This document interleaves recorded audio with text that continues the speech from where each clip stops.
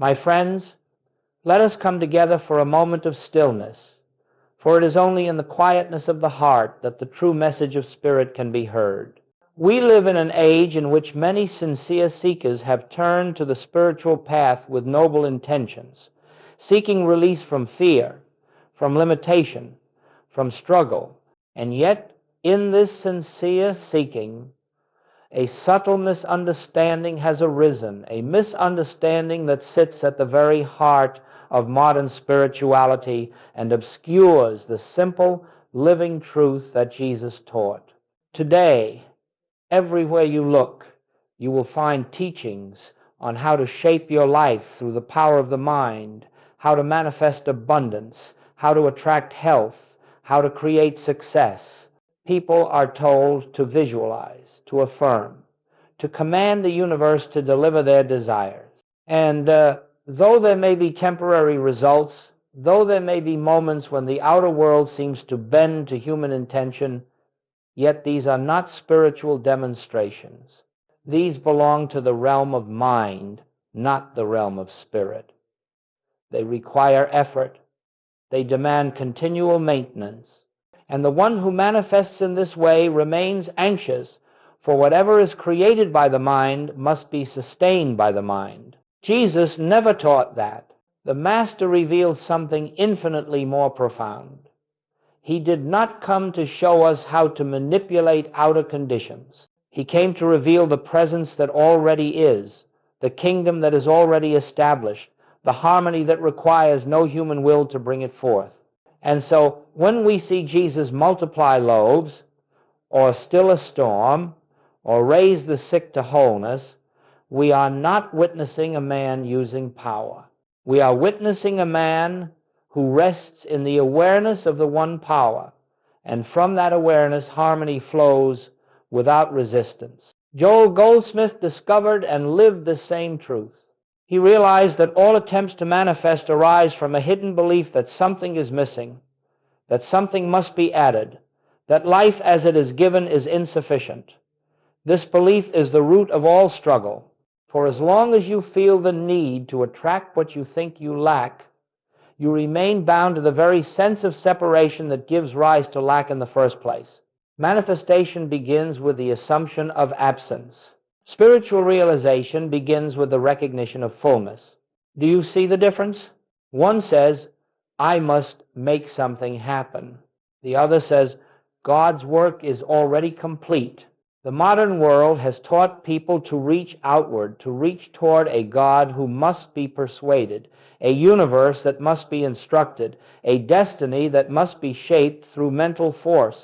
But the spiritual life begins not in reaching outward, but in turning inward, in sinking gently into the awareness that all that God is already expressing itself as your life. This is the shift Jesus came to introduce. This is the shift Goldsmith devoted his life to revealing. The power is not in your thought, the power is in God realized. The miracle is not in the mental act. The miracle is in the awareness of the infinite invisible that is present here and now. And so I say to you, if you have struggled to manifest, if you have felt exhausted by effort, if you have feared that your spiritual life was not strong enough to change your circumstances, then take heart. For the truth is not found in effort. It is found in surrender, not in controlling conditions, but in recognizing that the Spirit of God already stands where the problem appears. Let us set aside, for the next hour, every belief in personal will, personal power, personal effort.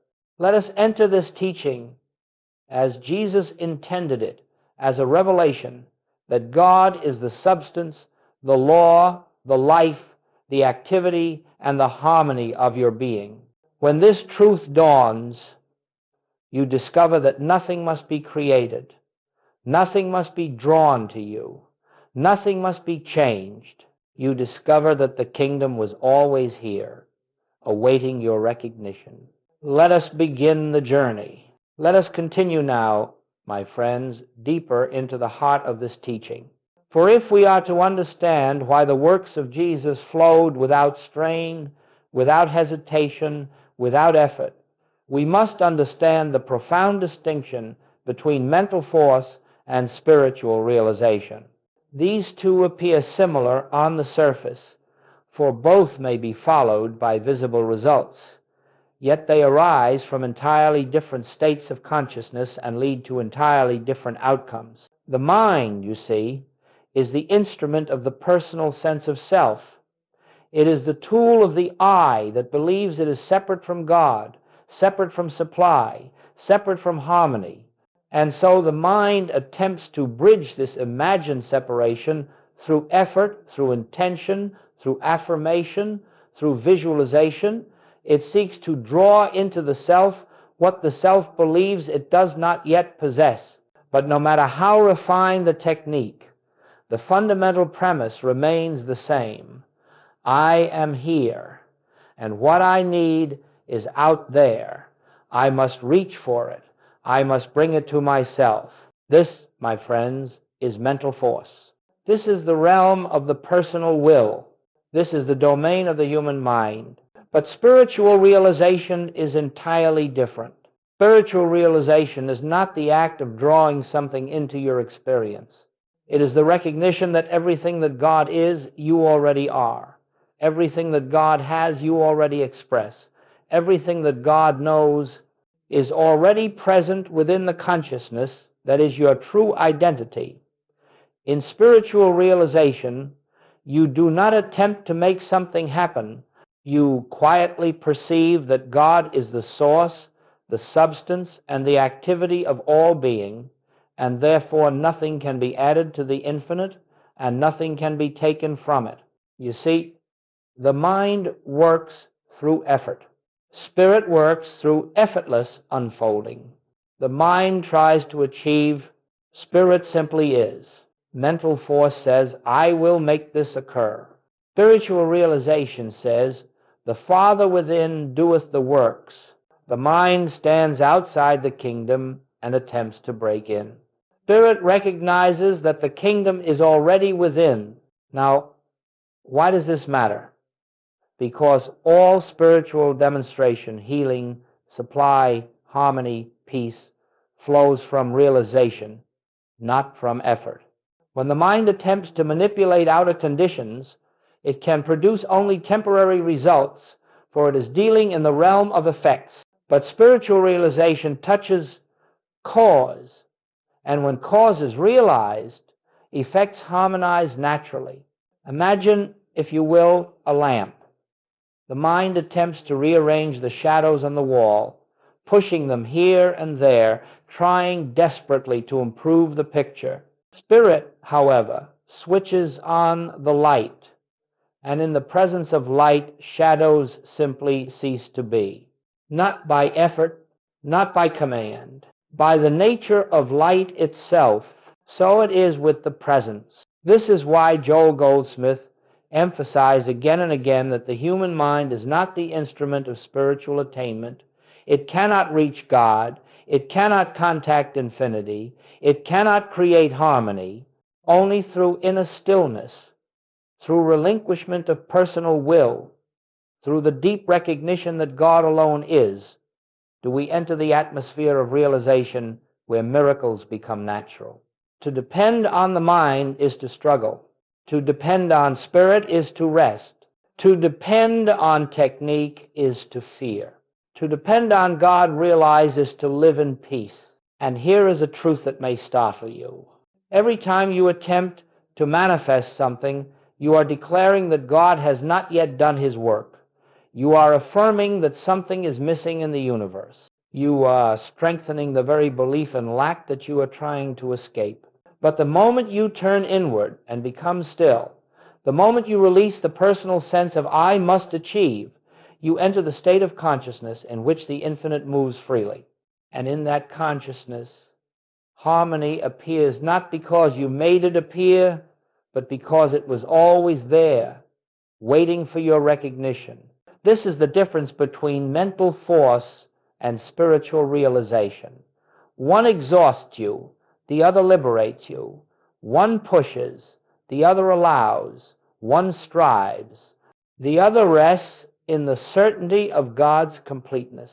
As we proceed, keep this distinction clear in your heart, for without it, no spiritual teaching makes sense. With it, the entire message of the Master becomes radiant, simple, and alive. Let us continue now and turn our attention to one of the most profound statements ever spoken in the history of spiritual life. It is a sentence so simple that many overlook it, yet within it lies the entire secret of the Master's healing ministry, the entire explanation of his miracle work, and the very heart of what Joel Goldsmith devoted his life to teaching. Jesus said, "I can of mine own self do nothing." My friends, pause for a moment and let those words rest within you, not as a doctrine, not as a theological idea, but as the living truth spoken by one who walked in full awareness of the infinite. I can of mine own self do nothing. Here was a man who healed the sick, lifted the dead, multiplied supply, and stilled the storm. Yet he did not claim the power to do these things. He claimed no personal ability, no spiritual technique, no mental mastery. Instead, he proclaimed absolute dependence on the presence that he called the Father, the invisible, the infinite, the One. What he was saying is this: the human self, the personal I, has no capacity to heal, to supply, or to save. The personal self does not perform miracles. The presence performs them. And only when the personal self is silent enough to allow it, this is the key. The secret of Jesus' life was not power. It was emptiness. It was the absence of the personal sense of self. When Jesus stood before the multitudes, he did not think, "How shall I feed them? What shall I do?" He simply turned within to the awareness of the Father's fullness, and that fullness expressed itself outwardly as supply. When the sick were brought to him, he did not struggle to remove disease. He did not battle with appearances. He rested in the recognition that God is the only life, and in the presence of that recognition, disease lost all reality. He did not do these things. He witnessed them. He saw through the appearance to the presence. He saw beyond the condition to the perfection. He saw past the form to the reality. And in that seeing, in that divine vision, the outer world yielded to truth. Now listen carefully, for this is where the distinction becomes clear. Jesus never believed that he possessed a power. He never believed that God had given him a special ability. He never believed that the miracles were signs of personal greatness. He said, "The Father that dwelleth in me, he doeth the works." This is spiritual realization. This is the state of consciousness in which miracles become natural. Joel Goldsmith lived in this same awareness. He knew that the moment he tried to heal someone, the healing was obstructed. He knew that the moment he attempted to use God as a means to produce results, the presence receded from conscious experience. For God cannot be used. God can only be realized. And so he followed the Master in this profound truth: I can of mine own self do nothing. This statement is not a confession of weakness. It is the doorway to infinite strength. It is not an admission of lack. It is the recognition of the only source. It is not the posture of the helpless. It is the posture of the illumined. For in the very moment you acknowledge, "I can do nothing," you make room for the presence to do everything. You withdraw the false belief in personal power, and you stand as an empty vessel through which the infinite can pour itself forth. This is why Jesus moved with such calmness. This is why he never hurried, never feared, never strained. This is why his works were instantaneous and effortless. He was not drawing upon human resources. He was not using mental energy. He was not commanding spiritual laws. He was abiding in the great truth that the Father within is the only doer. And my friends, This truth is not reserved for him alone. It is the truth of your being. It is the truth of every soul. It is the truth that stands ready to transform your life the moment you cease trying to accomplish life through personal power. As long as you believe, I must make this happen, you live outside the grace of spiritual realization. But the instant you whisper within, Father, I of myself can do nothing, a great peace descends and the presence begins. Its quiet work lifting, healing, supplying, guiding, restoring. Let this truth sink deeply into your heart, for it is the turning point of the entire path. Until you understand this, the spiritual life remains a struggle. But once you see it, you realize that you were never meant to carry the burden of life. Life is lived through you by the infinite. And so we continue in this awareness, letting the Master's words become our own, not as imitation, but as realization. I can of mine own self do nothing. The Father within doeth the works. This is the beginning of true spiritual freedom. Let us move now into the heart of the matter, the essence from which all spiritual demonstration proceeds. For unless we understand the nature of true power, we will continue to seek God as though God were separate from us, as though God must be persuaded or summoned or directed. And in this misunderstanding, we remain bound to the realm of personal effort. Joel Goldsmith expressed this truth in a single luminous statement. God realized is the only power, not God spoken of, not God believed in, not God worshipped from afar, but God realized, God experienced as a living presence felt within one's own being. This realization is the foundation of all spiritual power. Without it, we are but human beings struggling with human problems. With it, we become transparencies through which the infinite expresses itself effortlessly. Now, what does it mean to realize God? It does not mean to declare that God exists. It does not mean to affirm spiritual truths over and over again. It does not mean to memorize scripture or recite principles. To realize God is to enter the silent awareness that the presence is here, that it is the life of you, the mind of you, the very being that animates your existence. It is the recognition that you are not a separate creature living in a world of danger and uncertainty, but a spiritual expression of the one life that knows no limitation. True power, my friends, is not something you possess. It is something that possesses you. It is something that fills you, moves you, lives through you when the personal sense of self grows quiet enough to allow it. Mental power attempts to direct the universe. Spiritual power recognizes that the universe is already governed by the One. Mental power tries to overcome obstacles. Spiritual power sees that there are no obstacles in God. Mental power seeks healing. Spiritual power beholds the wholeness already present. This is why Jesus never struggled with conditions. He never attempted to overcome disease or lack or fear. He simply realized God. He lived in the awareness of the Father's presence, and in that awareness, nothing unlike God could appear as power. You see, in the presence of the infinite, the finite dissolves. In the presence of wholeness, sickness cannot stand. In the presence of abundance, lack becomes impossible. In the presence of truth, error is revealed as nothingness. It is not that God destroys these conditions. Rather, they are seen for what they are, shadows without substance, illusions born from the belief in separation. And when the light of realization dawns, shadows disappear of their own accord. And so Goldsmith taught, do not try to remove the problem, realize God, and the problem dissolves. This is the great paradox of spiritual power. You do not use it. You yield to it. You do not direct it.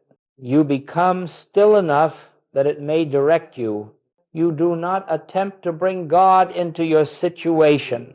You awaken to the truth that God is the very presence of the situation itself. When you attempt to manifest, you remain in the realm of personal will. But when you realize God, the activity of the infinite becomes the only activity of your life. You move through the world with a quiet certainty, not the certainty that you can make things happen, but the certainty that the Father's harmony is already established and you need only bear witness to it. This realization brings with it a deep, unshakable peace. You discover that nothing can separate you from supply, for supply is God expressed. Nothing can separate you from health, for health is God revealed.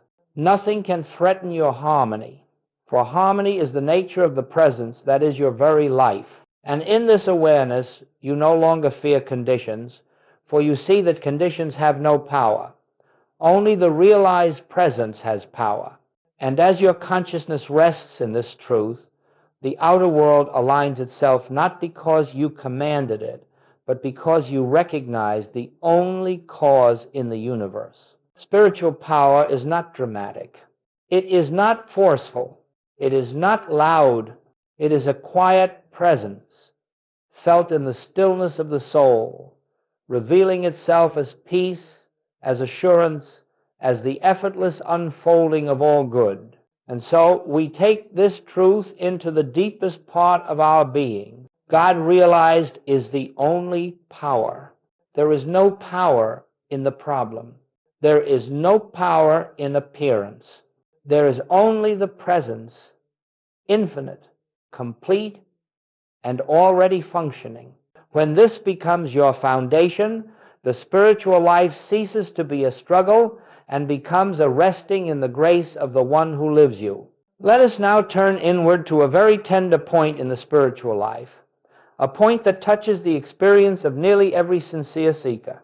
Many have prayed with intensity, affirmed with dedication, visualized with discipline, and yet found themselves circling the same mountain of need, financial strain, emotional unrest, sickness, or lack of direction, and in their quiet hours they wonder, why does it not work for me?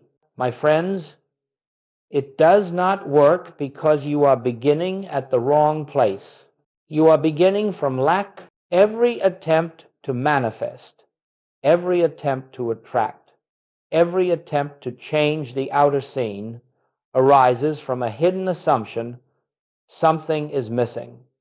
Something must be added. Something that I need is not yet here. And the moment you accept this assumption, you have stepped out of the kingdom and into the land of shadows. For the kingdom of God contains no lack, and the consciousness that seeks to remedy lack is already living outside the spiritual reality of completeness. This is the invisible root of every failed manifestation, the belief that you are separate from the infinite source. When you begin with lack, you cannot end with fulfillment. When you begin with fear, you cannot end with peace. When you begin with the belief that something must be added, you cannot awaken to the truth that everything has already been given. Consider this carefully, for it is subtle. It is not your technique that fails you. It is not affirmations that fail. It is not meditation that fails. It is the consciousness of need behind all these practices that keeps the door closed. Need can only attract more need. Fear can only produce more fear. Effort can only give rise to more effort. And so long as you feel that you must reach outward for supply, you are unknowingly declaring that supply is outside of you, separate from you, distant from your being. But the moment you believe supply is out there, you have denied the truth that God is your supply, functioning as your very life, expressing as your consciousness. Joel Goldsmith taught that what we call lack is never a condition. It is a belief, a shadow on the surface of consciousness. And the more we wrestle with the shadow, the more real it appears. The human mind tries to meet need by adding money, adding health, adding love, adding opportunity. But Spirit does not add. Spirit reveals. Spirit reveals the fullness that already exists behind the appearance of lack. Spirit unveils the substance that has never been absent. Spirit lifts the veil from the eyes of the seeker until he sees that what he thought he lacked has been present all along. You cannot manifest what already is. You can only awaken to it, and this awakening cannot occur while the mind is busy trying to fix, change, attract, or compel. The mind that strives is the mind that believes something is missing, and the presence cannot reveal itself in a consciousness occupied with the conviction of separation. Do you understand now why manifestation exhausts you? Why it produces anxiety instead of peace? Why it yields temporary changes that so quickly collapse? It is because manifestation, as taught by the world, begins with the assumption that reality is incomplete.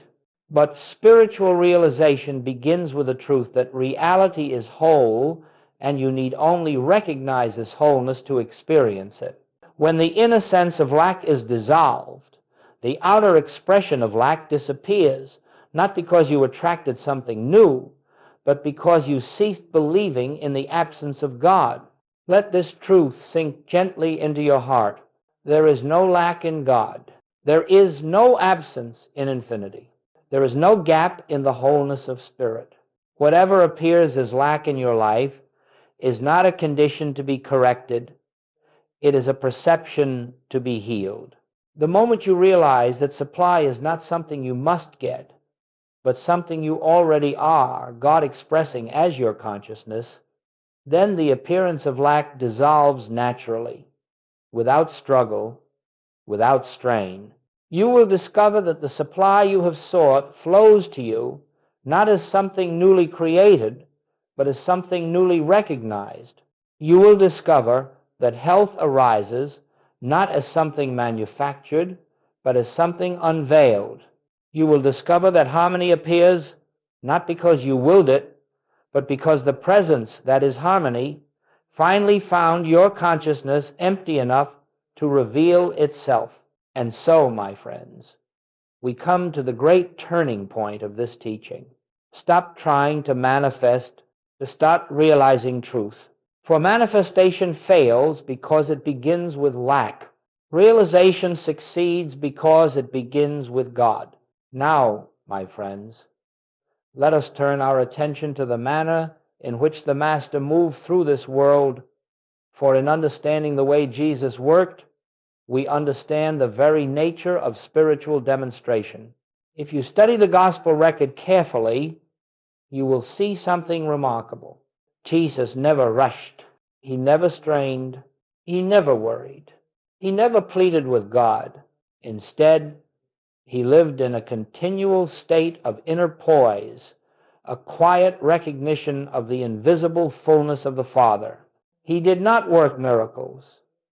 He rested in the truth, and the truth revealed itself as the miracle. Let us look closely, for there is a pattern in his ministry, a spiritual rhythm that was present in every healing, in every supply, in every act of grace. 1. He turned away from the appearance. When Jesus was faced with a storm, he did not fight the wind. When he was informed of disease, he did not battle with illness. When he was told there was no bread, he did not consider lack. He refused to grant power to the visible form. He denied the reality of that which God did not create. He knew that the outer scene was but a shadow of consciousness, and therefore not the truth of God's creation. This was his first act, non-recognition of error. He simply would not accept appearance as power. 2, he entered the silence. Before any outward change occurred, there was an inward movement. Jesus withdrew not necessarily from the crowd, but from the belief in two powers. He turned within. He entered the secret place of the Most High. He rested in stillness until the awareness of the Father's presence filled his consciousness. This was not a technique. It was communion. It was the quiet immersion in the truth that God is the only cause, the only power, the only life. 3. He acknowledged the fullness of the Father. He did not plead for supply. He did not beg for healing. He did not ask the Father to intervene from afar. He simply recognized the spiritual fact. Father, I thank thee that thou hast heard me and that thou hearest me always. This was his realization. The fullness is here. The kingdom is here. The harmony is here. The life of God is already functioning where the appearance of discord seems to be. He did not try to make something happen. He acknowledged what already is. 4. He allowed the invisible to reveal itself. After turning away from the appearance, after entering the silence, after recognizing the fullness of God, Jesus simply stood still inwardly, and the outer world adjusted itself to the truth he was beholding. The storm quieted. The loaves multiplied. The sick rose. The blind saw. Not by his effort, but by his recognition. Not through command, but through realized presence. Not through human will, but through divine unfoldment. Joel Goldsmith understood this perfectly. He knew that Jesus was not performing miracles. He was witnessing the activity of the Father. And Joel's own healing ministry flowed from the same consciousness. He understood that you cannot heal by opposing the condition, and you cannot supply by fighting lack.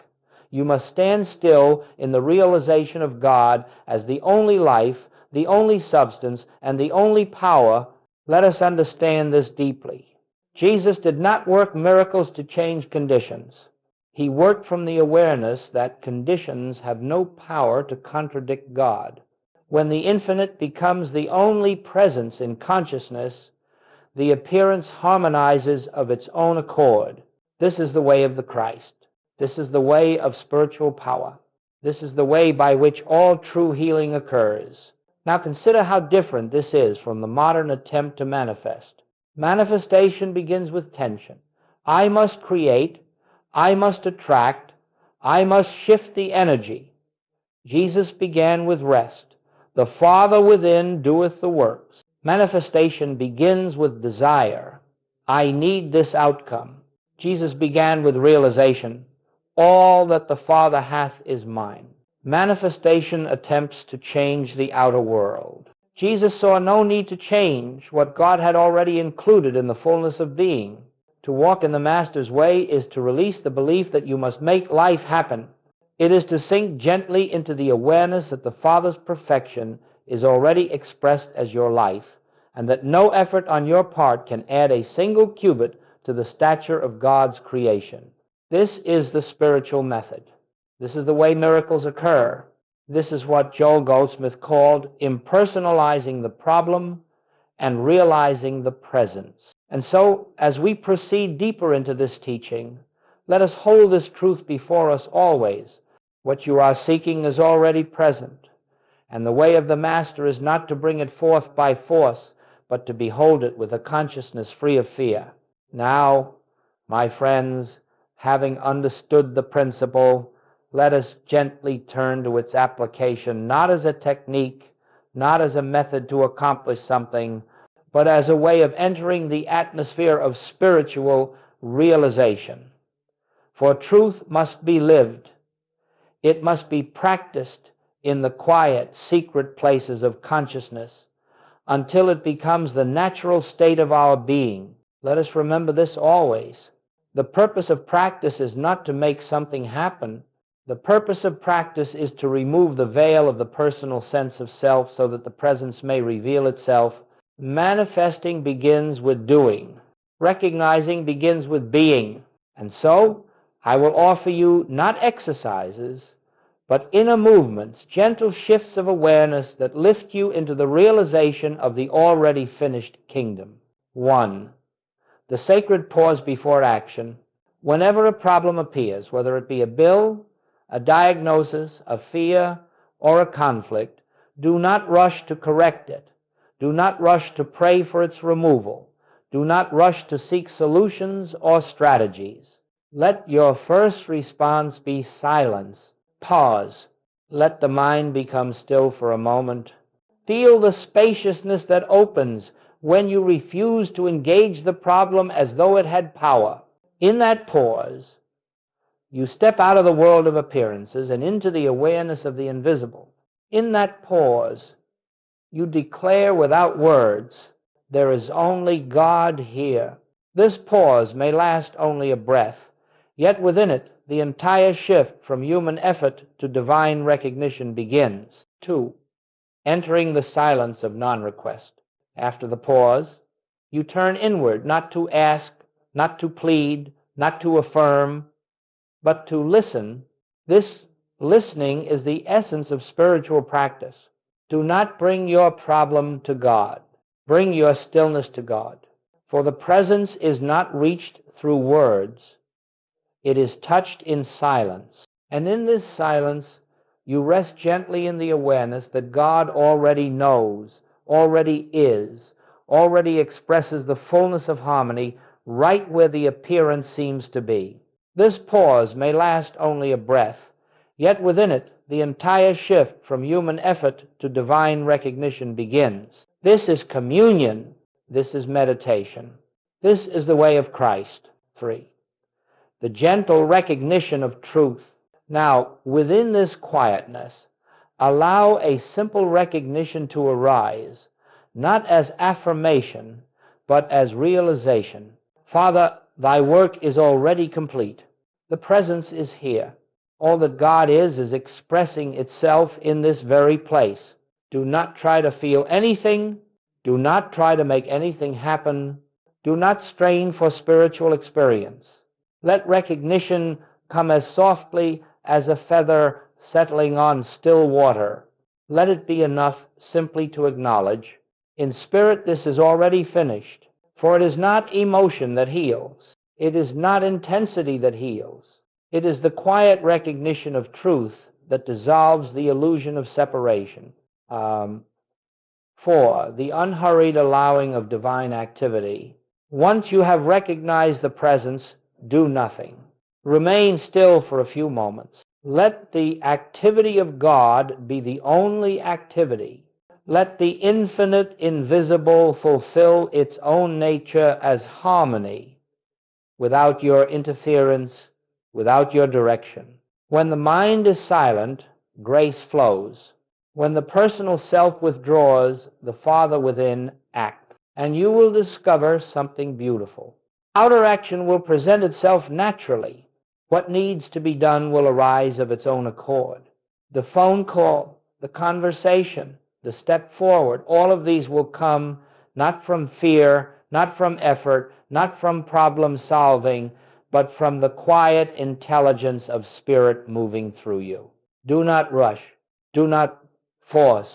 Do not decide from the mind. Let action emerge from peace, not from panic. Let movement arise from inner stillness, not from the urgency of the world. This is what Goldsmith called the activity of the Christ within. 5. Returning to recognition throughout the day. Your spiritual practice does not end with a single moment of meditation. It continues in small ways as you move throughout your day. When you feel tension, pause again. When fear returns, become still again. When doubt whispers, recognize again, not as a struggle, not as a battle, but as a gentle turning of the attention from appearance to reality. Every time you make this inward turn, you loosen the bonds of the old consciousness and strengthen the habit of living in the presence. Over time, you will notice that the moments of remembering become more frequent and the moments of forgetting become shorter. This is how realization deepens quietly, naturally, without pressure. 6. Living without a goal. And now, my friends, let me share a truth that may surprise you. The moment you practice with the intention of achieving a result, you step out of spirit and back into the world of manifestation. Practice is not a means to an end. Practice is the end. Practice is the recognition of God not the pursuit of outcomes. You do not meditate to gain supply. You meditate to realize the presence. And in the realization of presence, supply flows naturally. You do not practice stillness to attract harmony. You practice stillness because harmony is already the nature of the presence in which you live and move and have your being. Let your spiritual practice be free of purpose. Let it be an opening, not a strategy. Let it be an act of love, not an act of need. For where purpose ends, God begins. 7. The gradual transformation of consciousness. As you continue in these inner movements, something begins to shift, not suddenly, not dramatically, but gently, like dawn rising without announcement. You begin to feel less urgency. You begin to experience more peace. You begin to notice that problems do not cling to you as they once did. And gradually, the outer world begins to unfold in harmony, not because you shaped it, but because the consciousness you carry is no longer vibrating with fear, with want, with separation. This is the fruit of recognition. This is the evidence of God realized. And so these simple practices, pausing, listening, recognizing, allowing, become the basis of a life lived not in manifesting, but in witnessing the eternal activity of the Father. Now, my friends, we come to a place of gentle wonder, the point at which the inner transformation begins to reveal itself outwardly. For you do not realize God for the purpose of improving your circumstances, and yet your circumstances inevitably change. You do not rest in the presence to obtain harmony, and yet harmony unfolds of itself. You do not turn within to attract supply, and yet supply appears without strain. Why is this? Because the outer world is nothing more than a mirror of consciousness. When consciousness is lifted, the world that appears to you is lifted. When fear dissolves, the forms fear produced dissolve. When separation is healed, the effects of separation fade away. Outward change is not the goal of spiritual realization. It is the fruit, the natural, effortless fruit of a consciousness that has ceased to resist the activity of the infinite. Let us look gently at how this unfolds. 1. Problems quietly dissolve. You will discover that many of the difficulties that once troubled you no longer arise. People who once caused tension no longer disturb you. Situations that once frightened you no longer threaten your peace. Areas of your life that seemed endlessly problematic begin to smooth themselves without intervention. It is not that the world changed. It is that you changed. The consciousness that attracted disturbance is no longer present, and so disturbance has no foothold. The world cannot bring to you what is not in your consciousness. And as the old patterns dissolve, you will marvel at the simplicity of it. You mean it was always this easy? Yes, my friends, because the difficulty was never in the condition, it was in the belief that you were separate from the infinite. 2. Supply flows without pursuit. As realization deepens, you begin to notice that what you need appears at the moment you need it. Opportunities arise without effort. Resources come from unexpected directions. People who can help you cross your path naturally. You may wonder, why is this happening now, when nothing seems to have changed? But something has changed. The sense of lack has dissolved. You no longer approach life as a seeker with empty hands. You walk in the awareness that all that the Father hath is mine, and the outer world reflects that inner abundance. This is not manifesting. This is recognizing, and recognition is the doorway through which supply reveals itself. 3. Healing occurs without seeking healing. Many people expect healing to be something dramatic, a flash of divine energy, an instantaneous miracle. But spiritual healing, as Jesus and Goldsmith understood it, is often quiet, gradual, imperceptible. You simply notice one day that the pain is lighter. The symptoms keener. The fear surrounding the condition has dissolved, and eventually the condition itself is gone. Why?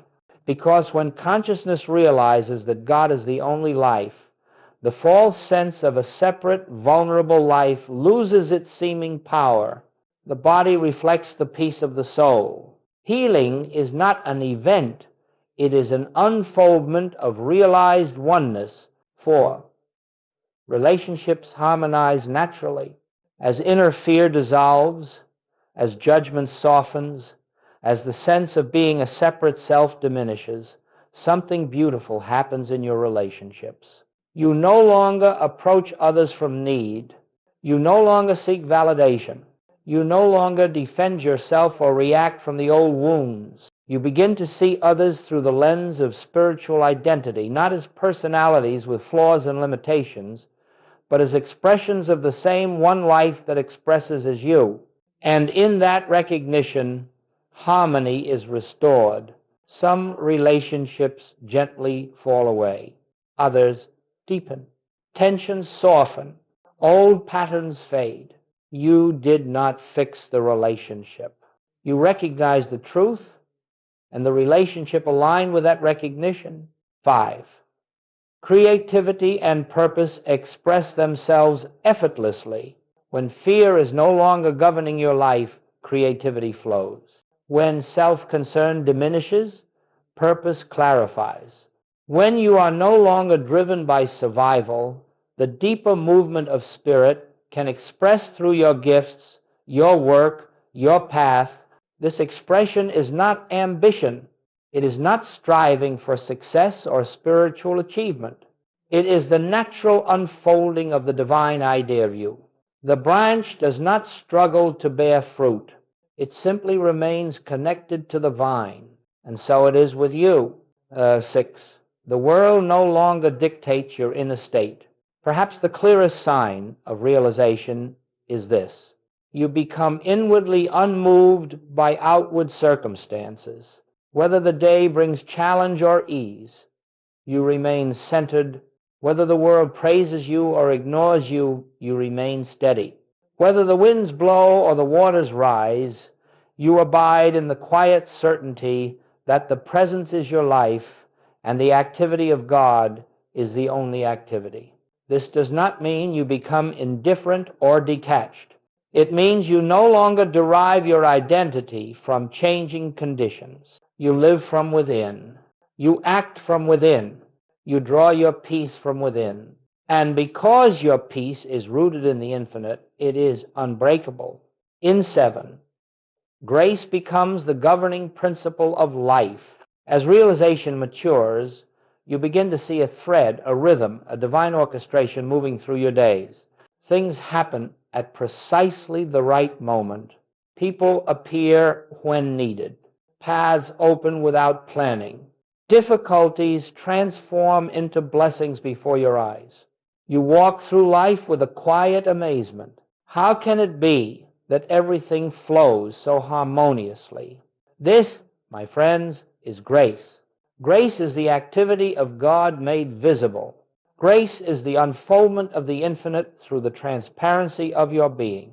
Grace is life lived without personal management, without strain, without self-will. Grace is the fruit of realization, and the one who lives by grace discovers the truth. Life does not need to be controlled. It needs only to be recognized. And now, my friends, we come gently to the close of this journey, not as an ending, but as a quiet turning back to the beginning, for all true spiritual teaching ends where it began, in the simplicity of God realized. We have traveled through the misunderstandings that cloud modern spirituality. We have looked into the way Jesus worked. We have seen why manifestation fails. We have explored how recognition, not effort, reveals the finished kingdom, and we have watched how life changes not through striving, but through the unfoldment of grace. And now, at this final moment, let us breathe and step into the stillness from which all of this arises. For all the words, all the principles, all the examples, all the practices lead to one simple, eternal truth, a truth so delicate, so pure, that the ego cannot grasp it, but the soul recognizes it instantly. God is the only presence. God is the only power. God is the only life. And this God is expressing as you, here and now. When this truth becomes your lived awareness, not merely your belief, fear dissolves, not because fear is conquered, but because you have awakened to the reality that renders fear impossible. Lack dissolves, not because you have manifested something new, but because you see that the infinite never withheld anything from its own expression. Sickness dissolves, not because you battled it, but because the realization of life as God reveals the body as the instrument of spirit, not the structure of flesh. Loneliness dissolves, not because you found someone, but because you discovered that the presence within you is the very substance of love itself. Confusion dissolves, not because you figured out the right path, but because the light within illumines your way with each step you take. And so we return gently and reverently to the essence of the path. Recognition, not creation, transforms the world. Realization, not manifestation, reveals the kingdom. Stillness, not effort, is the doorway to God experienced. You do not need to add anything to yourself. You do not need to attract anything from outside yourself. You do not need to move the universe by intention. You need only awaken to the truth that the infinite has already expressed itself as your very being. You are not becoming spiritual. You are remembering what has always been true. You are not acquiring God. You are recognizing the presence that has never left you. You are not climbing to a higher realm. You are sinking gently into the awareness of the realm that is already here, the realm Jesus called the kingdom within. All your striving can now rest. All your seeking can now be laid aside. All your spiritual effort can now relax into the simple recognition: God is here. God is now. God is the life I am. And as this realization deepens, life reveals itself as harmony, not because you shaped it, but because the presence expressing as you is harmony. And so, let this be the quiet benediction of this entire teaching. Rest in the presence. Trust the invisible. Allow the Father within to do the works, and behold the miracle of life lived by grace alone. The journey ends here, in the same stillness from which it began. Nothing more needs to be added. Nothing more needs to be done. Simply abide, simply recognize, simply be, for it is finished.